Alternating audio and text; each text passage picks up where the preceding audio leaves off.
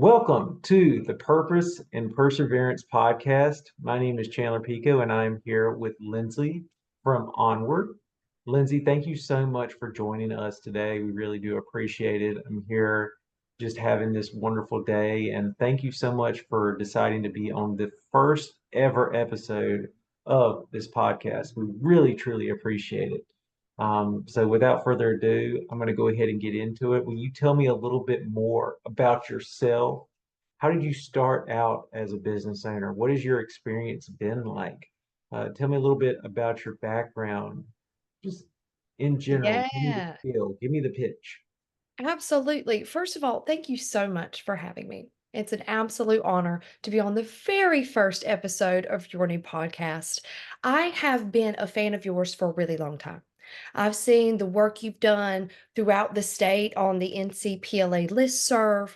I've heard your name several times at conferences when people are talking about things like peer support, when people are talking about recovery. So I just want to tell you, I am a fan. I'm an admirer. So I'm very thankful that you and I got to connect over the NCPLA's Clean Water Initiative. And thank you for having me on. My name, for those who don't know me, is Lyndsay Newman.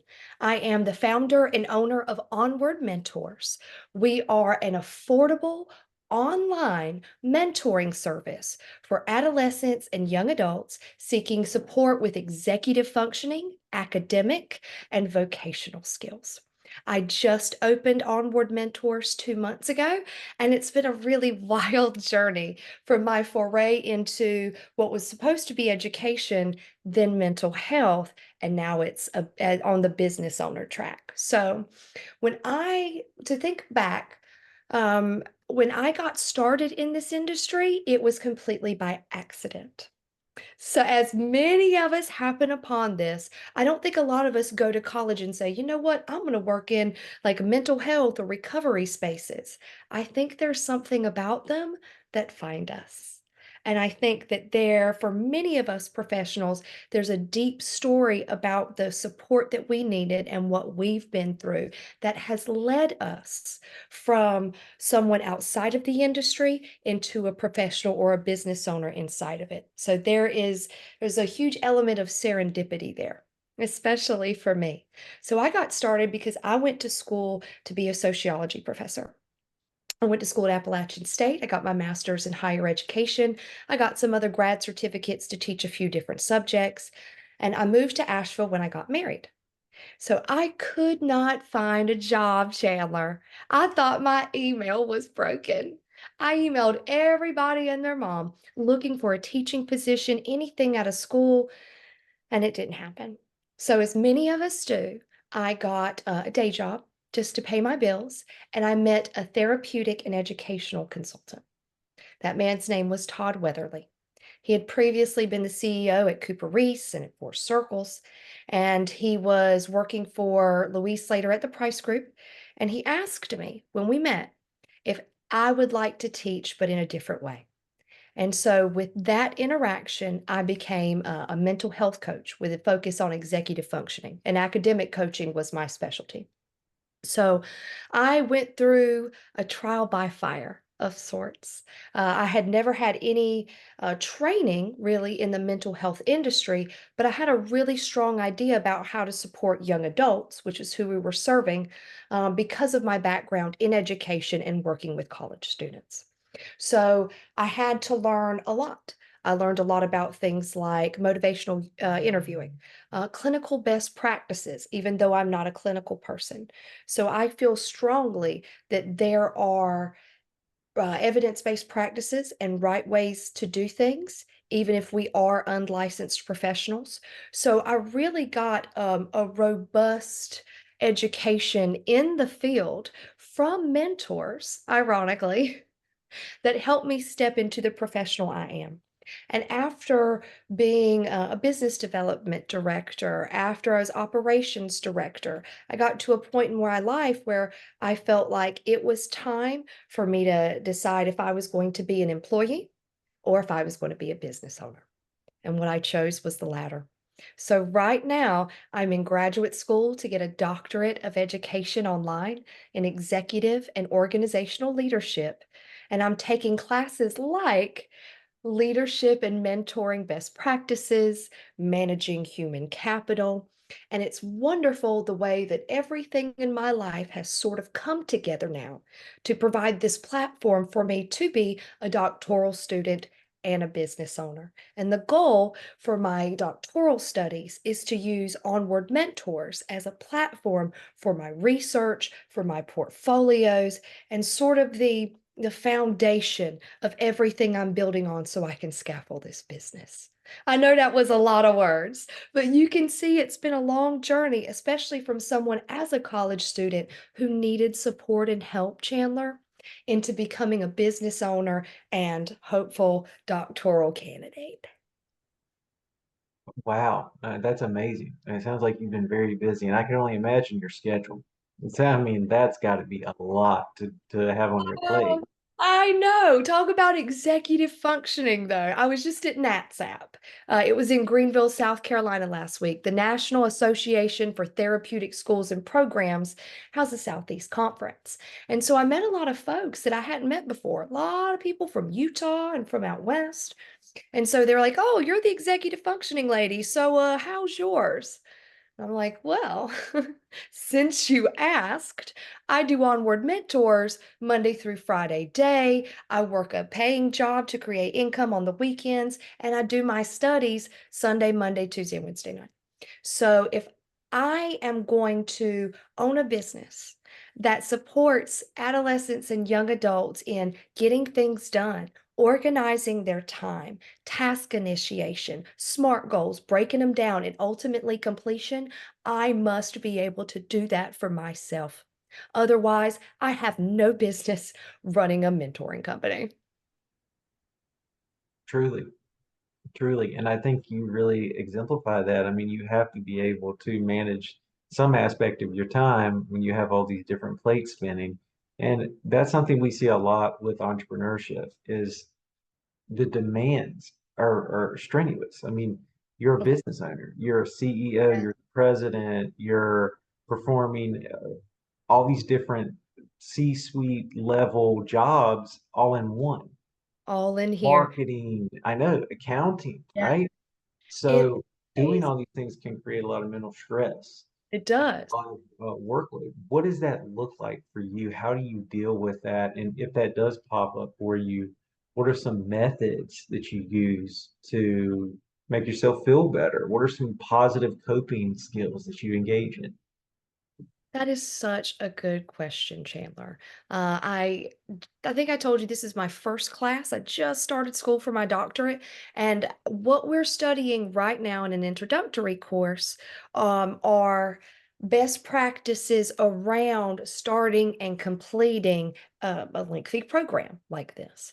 And so, what we've just been talking about is the need for internal and extrinsic support and motivation. So I believe that in order to get things done, in order to be able to have the motivation to schedule, to plan out, to wear all these different hats, you also have to do a lot of self-care. You've got to have a lot of energy. You are willing in investing towards getting all the things done every day. When I think about stress, it's not will I or will I be successful? It's 20 different things. And the buck stops with me. If this ship sinks or swims, Chandler, it'll be because of what I did. So there's nobody to point a finger at. There's nobody to pass the buck to.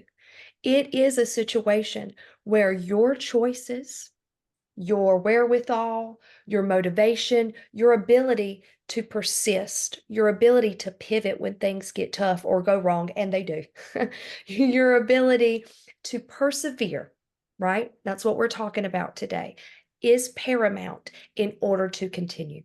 And for one person, I mean, like you said, it's a lot. It's a lot all day, every day, and it never stops. You can't turn it off. And so when I think about how I get through it, it is through the supports in my life. So I get through this. Can you hear the dog barking? Mm-mm. Okay, sorry. I'm gonna just like cut a minute. You're good. I have like a little yappy Yorkie. Sorry, I didn't want this to It's happen. okay. You're Am I good. No doing worries. okay? It's fine. You're doing great. All right, awesome. Okay. So when I think about what that's that phone. I'm sorry. You're good. I Hey, was look, like on a roll, man. I was it's doing so good, fine. No, no, this is and all then part didn't of, get it. this is the beautiful thing about a podcast is it's a conversation that two people are having and it's authentic and it's Yes, real. And in fact, I exactly. think that's even better because I don't want something that's just fake. And people want reality, and this is Yeah, real. We this need is to have real a life real stuff. conversation. Like, what does it really look like? That's what people want now more than ever. Like Uh-huh. some of the most popular type of content online is just straight up stuff like this. Yeah, People having a conversation with the camera saying, hey, look, this is what's going on in my life. This is what I'm dealing with. And like you exactly. said, business ownership is not easy. It is a very stressful thing, but it is something I do believe that you have at the core of your being. I've always had a strong desire to be an owner of a business. You Right. know, I do own a business, and it is a struggle at times to maintain all these different plates. You're spinning all these different plates. So I agree with you wholeheartedly. You're doing great. I mean, Thank I love you it. so It's been much. great. We're doing it. So I'm gonna recalibrate. Okay. So when I think about the type of supports that I need in order to be able to get things done as a business owner, as a graduate student, as a daughter, as a citizen, as an employee, what it comes down to for me is a holistic approach, a lot of self-care. I make sure that I get as much sleep as I can. I wouldn't say enough, but I get some. I exercise. I eat very well, don't drink alcohol. There are a lot of things that I just do personally in my everyday life and my best practices for my health that really support my well being, including my mental health. So I think a holistic approach to wellness is very important if you're going to shoulder the burdens as well as having some pretty strong support systems. You know, that's what I'm actually here to do is to support other people. I need the same. And I no man is an island. And if it was easy, everybody do it. It's not easy. Being successful, Chandler, in life encompasses a myriad of skills that most of us are not born with an instruction manual or inherently programmed to be able to complete all of these tasks. Sprinkle in technology, the internet, oh, the way our communications change, globalism. Most of us are not equipped for the stressors and pressures of life. And that's exactly why I'm in business because I understand it completely. So I know that I have to approach my life and everything I do with a strategy. Working in mental health, someone who was a mentor to me told me the way you do one thing is the way you do everything. So I believe in a process, Chandler, You're that good. just blowing up. It's my Totally volunteer group. okay. I just got to be on a board. I'm gonna turn this Totally thing. okay. Okay, general, turn it off, shut it down. Okay, I'm gonna recalibrate that too. So I believe the way you do one thing is the way you do everything. If you approach a task with a curious spirit, if you're courageous, even if you don't know how to do it, if you come with uh, the ability to ask questions without being defensive or scared or borrowing trouble. If you're able to take a step back and look at something as a big picture when it feels overwhelming, just think about breaking it down into parts. And we accomplish humongous goals, anything we do, one step at a time. And that's what we're focused on, Chandler. When we think about mental health and executive functioning or being successful in any arena of our life, it's about having a process, sticking to that process, creating systems of rewards, like get that dopamine going in your head, that serotonin when you complete a task or do the thing. It's clinically proven to grow your brain and create the resiliency that you need to do harder and harder tasks. So, all in all, when people discuss things like executive functioning, how do you get it all done? The stressors of life. I get by with a little help from my friends. I get by with the love of my mother and the belief in myself that even if I can't get everything done today, I'm still going to get that thing done. And I do. How about you? How do you deal with it? I deal with it by breaking things down into bite-sized pieces, right? How do you eat an elephant one bite at a time? You have this massive task. What can I do to achieve it? Right. Starting a podcast. Okay. Starting a podcast, that's a daunting task. What do I do? Well, number one, you need to get a Zoom Pro membership so you can record for longer than 45 minutes. Number two, you need to find a guest, set up a time, schedule that. Number three, you need to make sure you have the correct equipment, lighting, microphone, all these different aspects. And then you have to edit it and then you have to put it online, right? So if I looked at all these things as a whole, it's just so much. I can't do it. I got to clip things out to put on social media. But when I Yeah. just take it one bite at a time, this is what I'm doing right now. Break out each day. Over a period of time, it compounds. That's what a lot of these very famous YouTubers who are like business guys and women say. It's consistent effort. And one of the things I'm most a fan of is if you were doing the stuff that you know you need to be doing, you'd be 10 times further ahead. Alex Ramosi said that. And it's very true. There's things that I know that I need to do that I'm not doing because of fear. So for me, a lot of my life is overcoming fear and anxiety of the future, fear of failure, fear of success, right? Identify that. Yeah, I identify with that All one. these different aspects. So, for me, I mean, the idea of mentorship is key. I've had amazing business mentors throughout my journey, amazing people who have mentored me and have really allowed me to grow and flourish. And really, the man you see before you today has only been here for 6+ years. I got sober in 2018. Wow. And when Congratulations. I got sober, like I really did not start developing as a human being, I would say, until maybe like 4 years ago. I mean, Yeah. I really started to work on myself. The first 2 years were just survival, trying to live. And Yeah. you know what I mean? Like I was I growing, but do. it was a lot.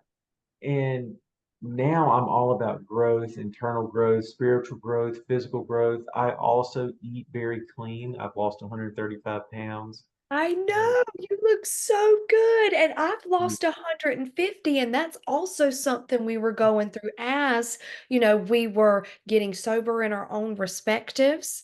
I'm so proud of how well you look. I can see how you're taking care of yourself, and when you're doing the right things in some arena, like you said, it really helps propel you in all the others. So all the things that you are doing are very seen by me. And I think by everybody else too.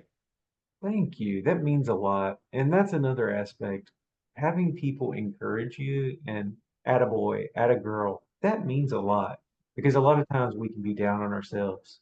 And Right. something you touched on, and I would love to hear more about it. If you don't mind, would Of you course. mind sharing a little bit more on recovery and entrepreneurship, like overcoming addictions, overcoming mental health issues? How would you share your experience on that? Or what has Yeah. been your experience with addiction and mental health and business ownership? Very well. So, I haven't been drinking for 2 years. That's a part of my weight loss journey, my health journey, my divorce journey, a lot of different things.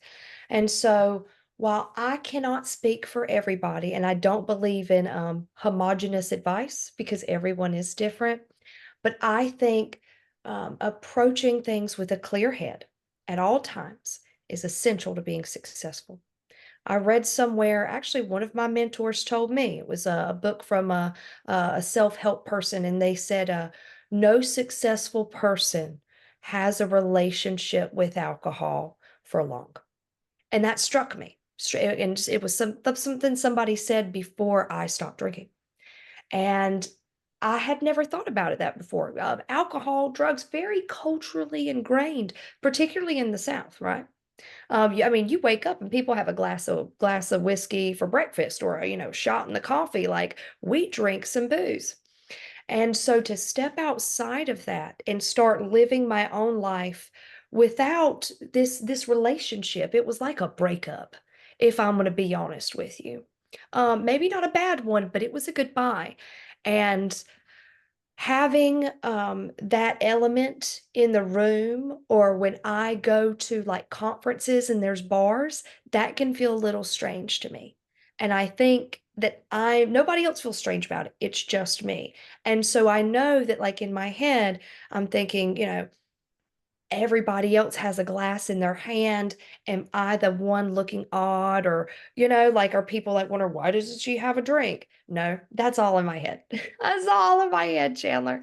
In these spaces that we work in, people are very supportive of your choices. And I feel like by not having a crutch, that is alcohol, to self medicate and lean on when times get tough, it grows that resiliency in my brain, right? I have to face things head on. I have to face them sober. And when things get hard, when things go awry, which is when a lot of us like to self medicate, when things don't turn out the way we think it's going to, for whatever reason, it is so easy to hit that bottle. So, what do we do instead, right? Like that's the thing. I do believe replacing negative behaviors with positive ones. That is a proven evidence-based practice for any type of behavioral change, rewiring those neural pathways. Very Pavlovian. So that's what I do. When things get hard, I always have a goal. I always have a reward. So, for example, I just booked an Alaskan cruise with my mother last week. That's in a year. That's going to be a year for me to pay for it. So, when I'm stressed out, when I'm thinking, oh, I just wish I could run away, I know that I've got the inner passageway going up through, British Columbia and up to Alaska in a year. I have something big to look forward to. Also, little things, a hot bath, a good meal, a conversation with a friend, some time to take off. I do all of these things so I have that inner wherewithal and the strength I need when things get tough. And so I look to those things that are healthy and positive and good for me rather than medicine in a bottle or in a smoke. So thank you for that question. A lot of people don't really touch on recovery and the way it impacts us as a business owner, particularly related to stress. So this is a wonderful conversation because we talk about, being sober in everyday life, right? Doing school, doing work, all the things. But when you are really stepping up, think about Maslow's hierarchy of needs, right? So you can't become your most enlightened self when you're struggling to put a roof over your head or you're struggling to feed yourself. But as we get those things down, we're able to step into a bigger, more vibrant version of ourselves. And I think that does require a lot of self agency, accountability, and support. And if we're being honest, Chandler, I really think that accountability separates folks that are successful from people that are not successful, just in general. Accountability and self awareness. And if there's one thing I have running a life coaching business, it's some accountability. Thank you for that. And my experience has been the same. I have to have a certain level of, I'm gonna do this, and I have to be able to get through it. For me, what happens is I'll get fearful about something, anything new that is Right. out of my routine or comfort zone, I'll struggle with. Hmm. So, and what I mean by that is I'll experience fear of the unknown. What is this? Right. What this is unfamiliar. So that's why I said taking it into small bite-sized pieces helps, and Yeah. really saying, okay, what can I do each day to work on my goal? And it can just be a small thing, right? This whole idea of like 1% better each day. Just Mhm. one little thing I'm working on. And over time that compounds. And not beating myself up if I, don't do that thing that one day, but always engage in something. Like today, Right. I run an e-commerce business. I was going to record some social media content around that, but that overwhelmed me because it was new and something about that made me anxious. But I remember that I was recording this podcast. So for me, that's okay. I'm still moving forward. I'm recording something. I've set the goal to record some piece of content every single day, right? And put something out. And that's what I've heard time and time again. That is a key aspect of success. Mhm. A lot of people don't know this, but I started my YouTube channel in 2006, right? When YouTube first came out. And I didn't grow it that big. I gained some online virality when I first came out. Like I was getting really good views and I got scared because I was thinking that I wouldn't be able to find a job. I would do these interesting videos where me and some friends would just, goof around and everything. And I always regretted that. I always regretted not putting more time and energy into it. And Right. I think that we can learn just as much from our successes as we can from our failures, Couldn't right? agree. In fact, it's scientifically proven that humans learn the best out of out of any other way, any other method than like by failing. So Mm. failure. And it's just repetition. I mean, look to what is it? Fail 8 times, get up nine. That's what some Yes. famous basketball player said. And it's Yeah. just you're gonna fail, you're gonna make mistakes, and that's okay. It's just can you withstand that duration?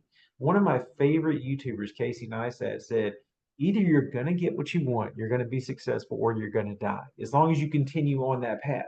It took him decades to get to where he was at, and then he caught a gear and he's all of a sudden this guy who ended up selling his media company to CNN for $25 million.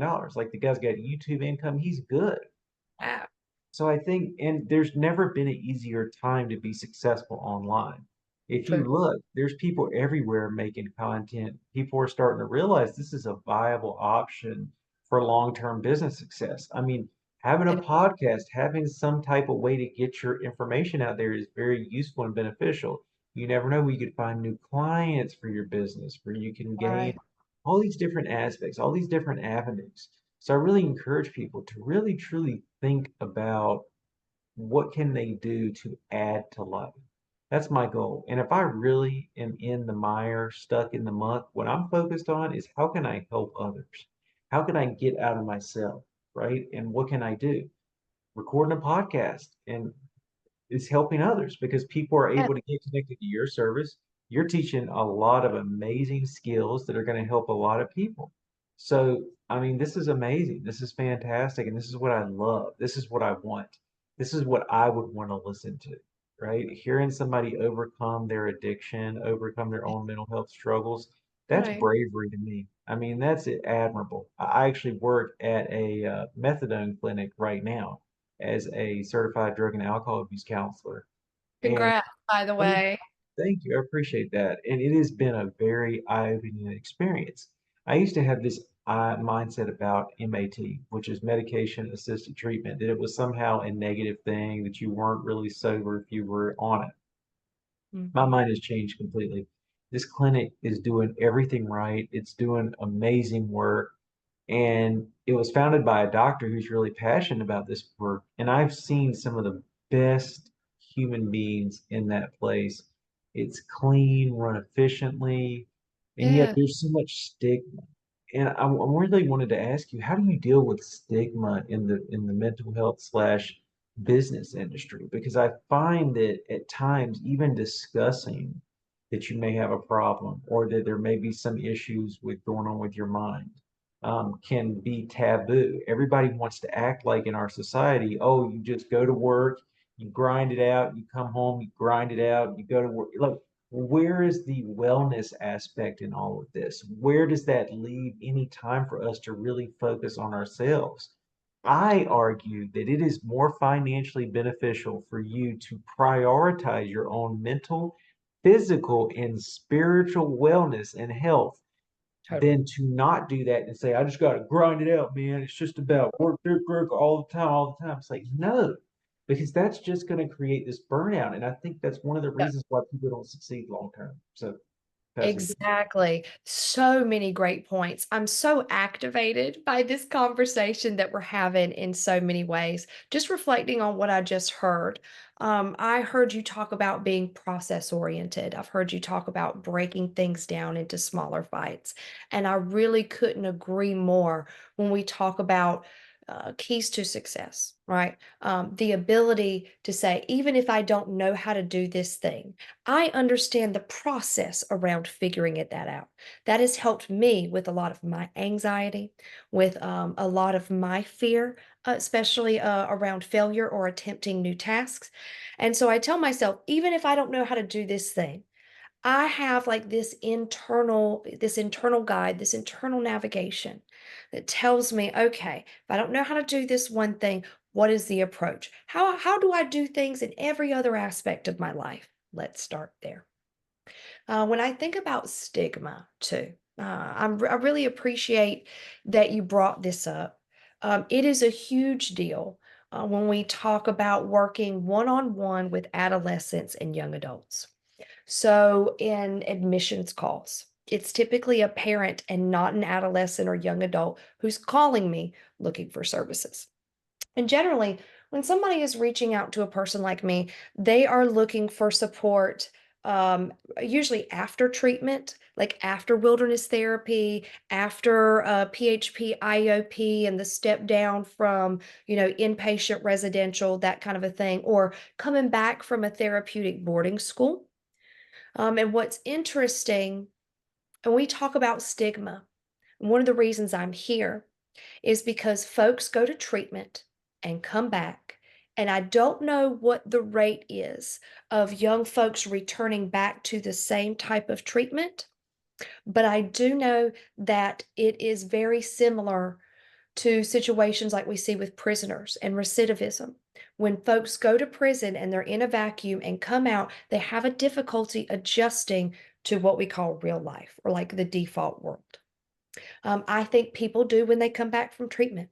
And I think it is overwhelming to ask somebody who, in my opinion, was most likely self medicating due to XYZ. They go off, they get some skills, they have a timeout, they're doing all this work, they're doing the thing, and then they come back and everything else is the same. That stuff hasn't changed. Mom hasn't changed. My financial situation hasn't changed. All of these things that were making me anxious and making me depressed and hurting me so badly that I had to self medicate and use substances in that way, or self harm, or I'm overwhelmed with depression. Um, all of those things have not changed. Yet my expectations for myself have grown. And now I'm doing it with no medicine. That just ain't even fair, is it? I mean, that's pure hateful, right? Yanking me out, making me do all the things, and then I gotta come back and with what kind of support, right? There's the question. Maybe we have a therapist, maybe we have a psychiatrist, but what else do you need? You know, who helps you find a job? Who helps you enroll in school? Who helps you figure out what are all the next steps in my life? It's not a therapist. It's not your mother, and it's not your wife or your partner or your girlfriend. In my opinion, it's a coach, right? And so what I do is look to help folks take these great skills they get in unique situations and apply them to what I like to call our natural environment that is filled with stressors. Ding, ding, ding, just everywhere, like a Plinko game. So when we think about stigma, I think that there is a huge stigma for people coming out of treatment. They are expected to be perfect and get everything done. And everything's just, the square pegs are going in the square holes. And no, that's just not real life. And so it does people a disservice to believe that once they go to treatment, they're cured, they're fixed. No, These what why they went to treatment was a symptom of a larger problem, you know, a generational, a systematic, a global issue. It's not that they're bad or something's wrong with them. We all just deal with our stuff in different ways. So to believe that somebody who has like maladaptive coping skills should go away for just a little bit and come back and be perfect, BS, calling it right now. Everybody needs a bit of help to suss out and figure out what these next steps are. Because if they knew what to do, they wouldn't be self medicating like that and they wouldn't be in treatment in the first place. Tell the truth and let the good Lord love you. You know, it is a situation where the stressors of our lives are absolutely insurmountable, and we expect everybody just to know how to deal with them. Incorrect. So I believe that mentorship, support, non-judgmental um, uh, accountability, somebody in your life or a group of people who meet you where you're at with no judgment or criticism, but with only kindness, support, and strategies to help you be successful is integral to not only getting sober, but staying sober around the stressors of our life. And I'm sure you have a lot to say about that too. Please give it to me. Yes. Thank you so much for that. I do a lot of advocacy work throughout the state, and I see this everywhere. We had a case at the methadone clinic where we were willing to give this person who was incarcerated their methadone, and we were denied by the government, by the local county government. That happens all the time. There's Yeah. so much stigma with people who use drugs, people who are actually suffering with drug use, people who are even in recovery. It took me a long time to express who I am when it comes to this whole substance abuse recovery thing. I Right. mean, there's articles out there that describe me as also having treatment resistant depression. Hmm. And I struggled with that. It was in, I think, I forgot, it was in some North Carolina Healthline thing where I was talking about my experience with treatment resistant depression and treatment. And I contacted the editor because I wanted her to remove it because I was fearful of being judged and getting a job interview based off of that. And Um, have it attached to your name. yeah, right. That's what it is. I'm not fearful that people know that. I'm fearful that it Right. would cost me some type of opportunity because Yeah, people may think that my ability to function is lessened, which it's not.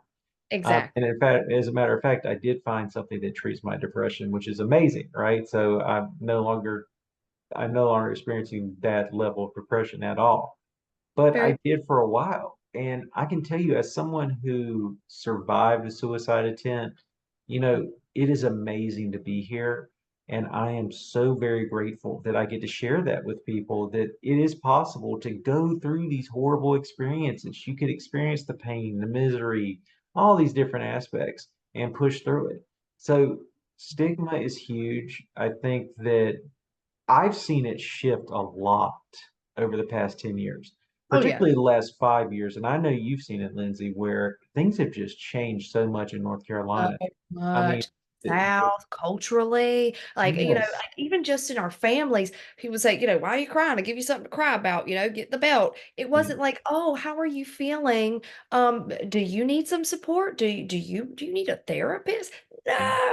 No. You kept everything inside. You sweep it under the rug, you don't tell your business, and you pick yourself up by your bootstraps. And And so you drink. oh yeah. Yeah, or smoke, or do anything else other than talk about your problem, confront it, and face it head on, right? Yes. Because that causes a stir. Then you're a boat rocker. And I tell you what, being sober these days, I'll rock a boat so hard because I stand on business, it don't even matter. I'm in pirate shoes. I'm Johnny Depp rocking this boat. It don't matter because I know that I am making choices that come from a place of strength, a place of intelligence, a place of goodness, kindness. I am not, as a sober person, I have the clarity to see how my choices are impacting everyone else, including me. Again, like accountability, I think that's huge. And so, again, thinking about stigma, right? We expect people to be perfect. We expect them to exit certain arenas and not make mistakes. And I think that the way to end some of the stigma and increase the likelihood of success for people after treatment is to have that cultural approach and say, okay, culturally, maybe our parents, right, or our grandparents, they don't understand these concepts, but we are the ones breaking that cycle, right? You and I are the folks in our generation who are saying, you know what? The models of yesteryear, the way they've just always done it, that doesn't work for us anymore. We Yeah. have to talk about these things. We have to have better ways of dealing with them if we want different outcomes. What's the definition of insanity, Chandler? Doing the same thing over and over again and expecting different results. Right. They ain't never going to happen. And so that's why folks like you and I are looking at alternative approaches, different systems and ways of doing things. And sometimes it ain't even rocket science, Chandler. It's just naming it. It's just saying, hey, this is what we need. This is what we must do in order to continue being healthy, happy, independent, and successful. So when I think about stigma as well, I think there is in mental health lots of different type of stigmas around who and the way we serve. I'm used to working with a very high socioeconomic population, so people with means. And when I think about stigma, and this is one of the reasons that my one of my main words in my business is affordable when I talk about my marketing, is there is a humongous difference in the way we treat people with mental health and substance use issues if they have money and if they don't. And we can also talk about other systematic differentiators and demographics too, right? That's going to chop up the salad. But you see folks who have mental health issues and they're getting treatment. They have an educational consultant. They're going to detox and then they're going to rehab and then they're going to a step down program. They're doing all this stuff and they're spending $300,000. There's a lot of people who don't have that kind of money.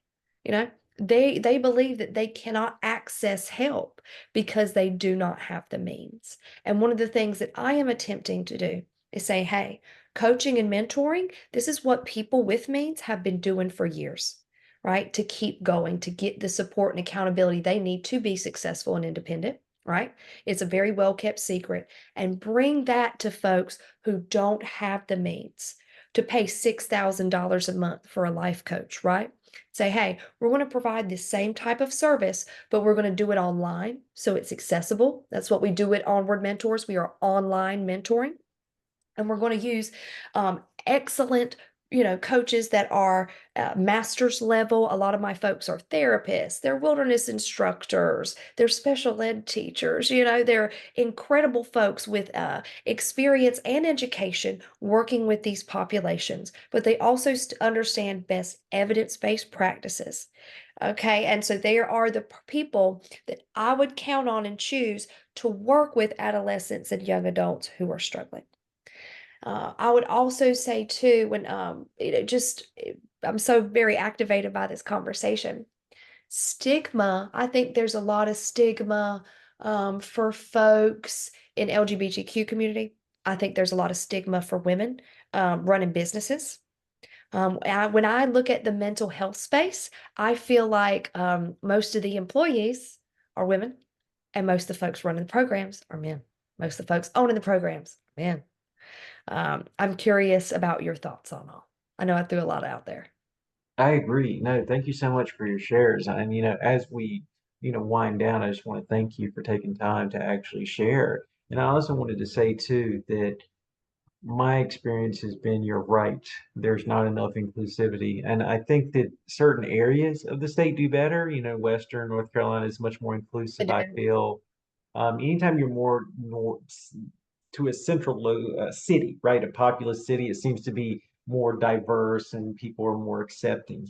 I do think we need to encourage more ownership of ethical businesses. I think, I mean, we could talk about this for the next 3 hours. Now, I really want to invite you back on another episode Please do. because I really want to talk about just the treatment industry in and of itself and just how much rampant fraud there is within the industry and Oh, just yeah. uh, shady practices.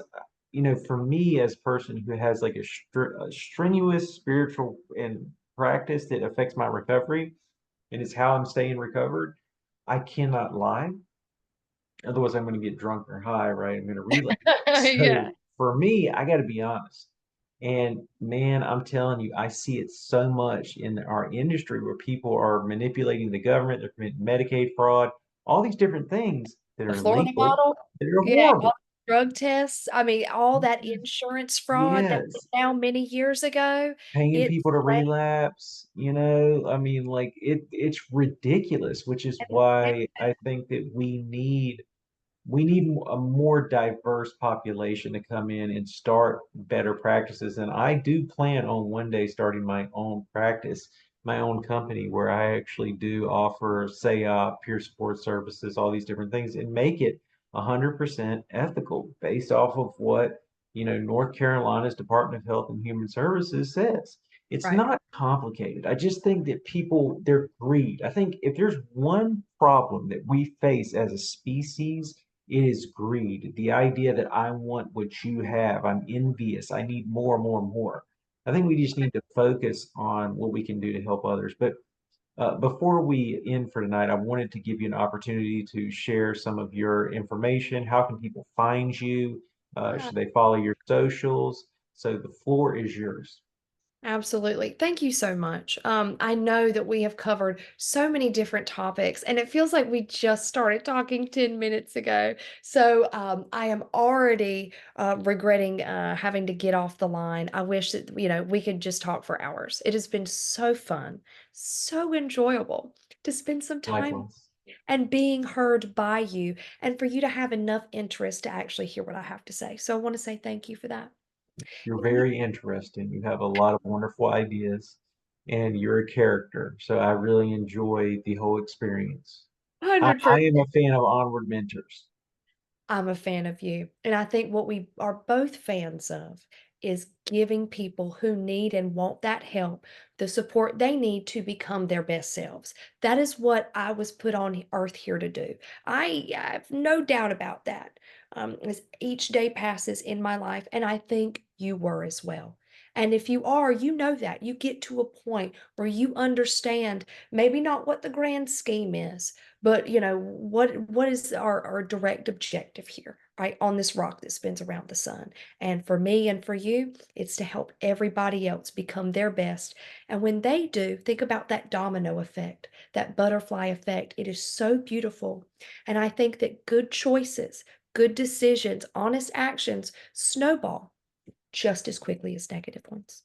And if there is anything I can never do for you, Chandler, or for anyone listening, if there's a parent listening, or if there is a young person who's saying, you know what, I have a therapist, I have a psychiatrist. What I'm anxious and depressed about is all the stuff I can't seem to get done. I don't know where to start. It's overwhelming me, and the pressure is unbearable. I want you to give me a call. My number is 980-550-0124. That is my business phone for Onward Mentors. You can find me, Lyndsay Newman, at onwardmentors.net. I have 6 coaches from a variety of backgrounds who are ready to work with you. And what makes my model interesting, and this is something that we didn't really get to touch on, but I think that the ways my industry is changing is that currently you don't have to be certified to be a life coach or a mentor. And I'm working out of the state of North Carolina. In some ways, this is a good thing, but I think as industries like coaching grows, and I am positive that it's up on an upward trajectory. I've put all my eggs in that basket, Chandler. So you know I got to be sure. I'm a researcher at heart. So, as coaching grows, we're going to need more supervision.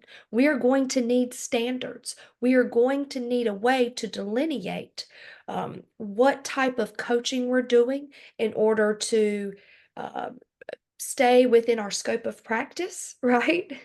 And to be able to serve people ethically based on those evidence based practices. So, in the future, I do hope that there is some type of board or regulation for coaching. But in the meantime, what I do is hire folks who have, again, experience and education in social work, mental health, and behavioral health. I hire people who have experience, direct experience mentoring professionally, who understand evidence based practices and who are able to work with your young adult, your client, your adolescent in ways that are clinically, that are proven by peer-reviewed research to create the highest outcomes possible for what their abilities are. So I would say another defining element of my business is that most of the time when you call a mentoring company, and there are several in the United States like mine, but you call them and you just get assigned to whatever coach they have available. At Onward Mentors, I'm requiring each and every person that wants my help to put in a little elbow grease, right? To have a little self efficacy and go online and look at my mentors. Look at their biographies, read about them and get to know them, and tell me who resonates with you. I want to have a model that is unlike anybody else. In fact, I don't want to, I do. And that includes the self efficacy that it requires to get on a website and make a choice. Choose who you want to work with. And I do believe that by giving my adolescents and young adults some agency to make a choice for themselves when they generally don't have very much, will lead to stronger relationships and better and quicker outcomes for them and for the family. The last thing I'm going to say about Onward Mentors is that the model is absolutely revolutionary when we talk about transparency and billing. So Chandler, you know that a lot of folks who graduate with like a social work degree, MSW, counseling, different things, they work at group practices Mhm. to get their feet wet. Yes. Well, a group practice is going to be doing the billing, they're going to be doing the insurance, they're going to be doing the marketing, and they're also going to take 35% of your money. When you work with me, Lyndsay Newman at Onward Mentors, there is no split. All of my mentors list their own fee. They set their rate to work for me. And then I add like a 20% upcharge. It's like 20 bucks. It's very small. So what I am offering anybody who calls my phone is an extremely niche service by some of the most incredible professionals in the country with no hidden fees, no application fee, no subscription fee, just coaching. My margin is so small, it is simply to cover operating costs and help us get this thing off the ground to tell everybody about it. My mentors range from, including my fee, from $80 to $100 a session, and they're all listed on my website. So there is no guesswork. There is just complete 100% transparency when we talk about who you want to work with, how much it's going to cost, and you choose how many times a week you want to see somebody. And so if we have somebody getting out of treatment, transitioning back home, which is my best example of what we do, we might start out seeing them 2 or 3 days a week and then gradually go down over time to where people feel comfortable and request that step down and they're ready to go out and be independent without their mentor at a time of their choosing. So we're not abandoning anybody, but we're walking somebody down in their need of support until they're ready to be on their own. My mentors will be with you every step of the way. They're some of the most brilliant and dynamic human beings I have ever met. And what we all have in common is that we live to support you. And our dream is you reaching yours. Thanks for hearing that. Thanks, John. Thank you. And you can follow me on all socials Chandler Picot. You can also follow me on my website, chandlerpicot.com. With that, we thank you for the very first episode. Thank you, Lyndsay. I truly appreciate it. It was a pleasure. And with Absolutely. that, I bid you all adieu. I do. What's going on, folks? This extra 10-minute clip is with myself and Lyndsay. We end up discussing more about what she's doing with Dixie Brown to raise money and awareness for the issues that are currently affecting Western North Carolina. We also are working with the PLA to distribute this information across the state. Without further ado, enjoy this clip. So, one thing I'm really excited to share with you is the work I've been doing with the North Carolina PLA, the listserv for mental health and addiction professionals. When the devastation that was caused by Hurricane Helene hit Western North Carolina, I was absolutely devastated as well. I lived in the mountains 15 years, went to school out there, cut my teeth in Asheville. And I didn't see a concerted effort amongst substance use and mental health professionals to create a singular effort of support. So I connected with several PLA members, and there were different projects that we were looking at supporting as a unit, but we have chosen to support Dixie Brown. She owns Lotus Healing for You, and she is also the newest member of Onward Mentors. She is doing some eating disorder recovery coaching for folks that need that extra bit of support coming out from recovery and treatment into their natural habitat. And Dixie has been a friend to me for several years. Dixie has been deeply affected by the devastation in Western North Carolina as somebody who has been a huge element of support, professionalism, development around the eating disorder treatment space. Dixie Brown is an absolute force of nature, and she has had $50,000 worth of water filters imported from Europe and flown into North Carolina through her work with Veterans Without Orders. And what Veterans Without Orders do is focus on clean water. So, because the folks in Western North Carolina's water bowl is what because the folks in Western North Carolina do not have potable water, these water filters are essential. So, we as NCPLA have been working together with Dixie Brown in order to get these filters distributed throughout the hands of Asheville residents. And we have raised about, I think, $1,500 out of the $3,000 we were shooting for to cover transportation costs, to cover gas, to cover food, all the things necessary to distribute these water filters. I have an update from Dixie.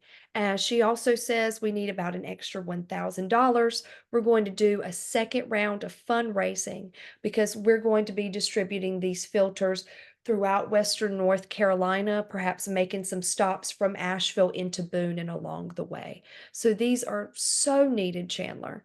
These water filters are helping out not just individuals, but families and communities. And if you'd like to support the NCPLA's Clean Water Initiative, please contact myself at LYNDSAY, Lyndsay at onwardmentors.com, or contact Dixie Brown at Dixie, DIXIE, at lotushealingforyou.com. Thank you so much for that. I appreciate it. And I also want to echo that sentiment. Yes, the NCPLA is amazing. They're also having a fundraiser for Dixie Brown. So we'll include links to that and everything. Dixie Brown is an amazing person. She does a lot to help out this community. And just want to encourage everybody to check out the links. I'll put all the information below. You'll be able to check everything out. And I just thank everybody so much for taking time. It's horrible to see what's going on with Western North Carolina. I lived there for a few years myself. Right. And thank you so much, Lyndsay, for sharing that with us. Absolutely. And thank you for being one of the few people when I asked for support in PLA to step up and help make this happen, you volunteered right away. And that's where I feel like, because I had met you before, our relationship has really taken off. And so, as a business owner, as a person that strives to be a leader, we can't do it without the cooperation and help of our community partners. So, thanks for being a strong partner, Chandler. And thank you for giving us the space to discuss the NCPLA Clean Water Initiative, supporting Dixie Brown's work and her partner Ryan to bring in all these filters to help get everybody clean water that they can. Of course, it's the least I can do. Thank you. All right. Hope you guys have a wonderful day. Catch you guys on the next one. Stay with it.